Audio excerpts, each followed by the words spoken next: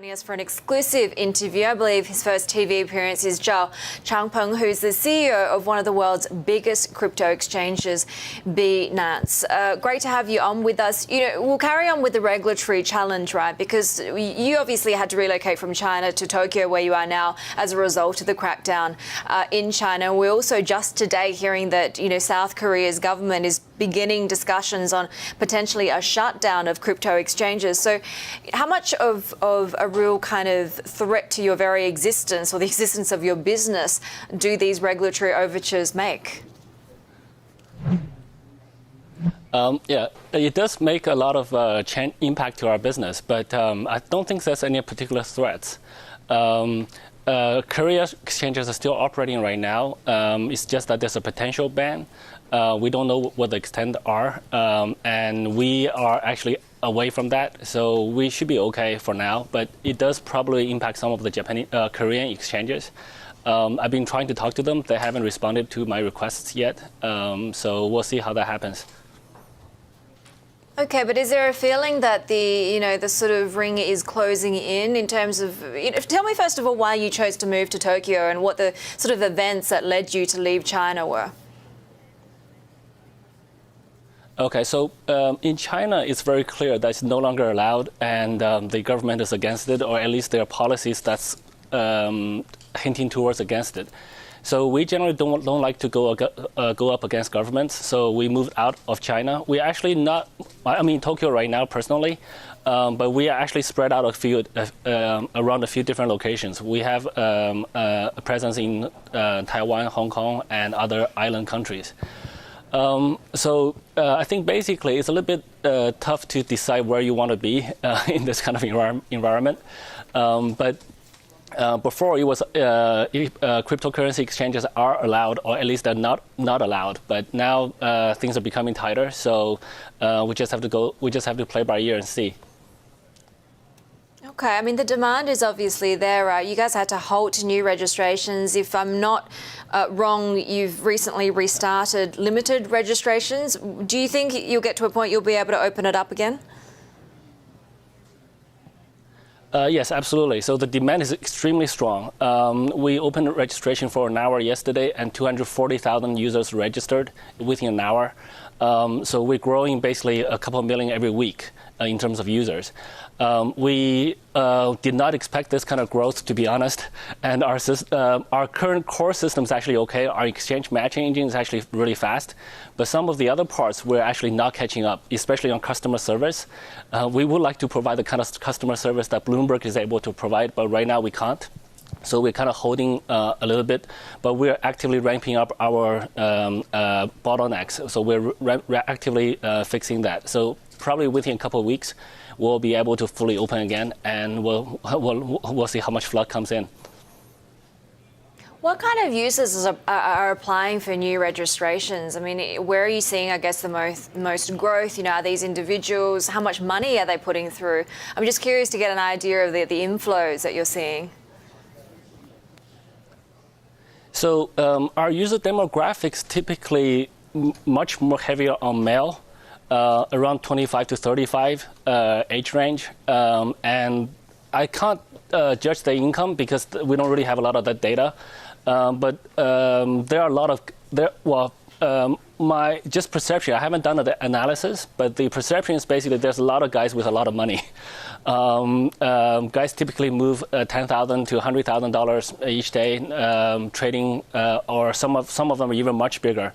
So they're very active trading. Okay, and they're mostly retail, or in terms of countries, have some institutional as well? Yes, we're beginning to getting a lot of interest from institutional investors. People are asking us for corporate verifications and also corporate features where there's sub-accounts under a main account, different kind of risk management. So we're getting that a lot now. Most of them are still trading under one single account, but the verifications are corporate verification. So we look at the corporate registration, et cetera, et cetera. So there's a lot of institutions now, and they're big. Yeah, and you were just about to tell me what countries you're seeing the most interest in. Right. So exchanges over time. Initially, when we started in China, China was our biggest country in terms of user geographic.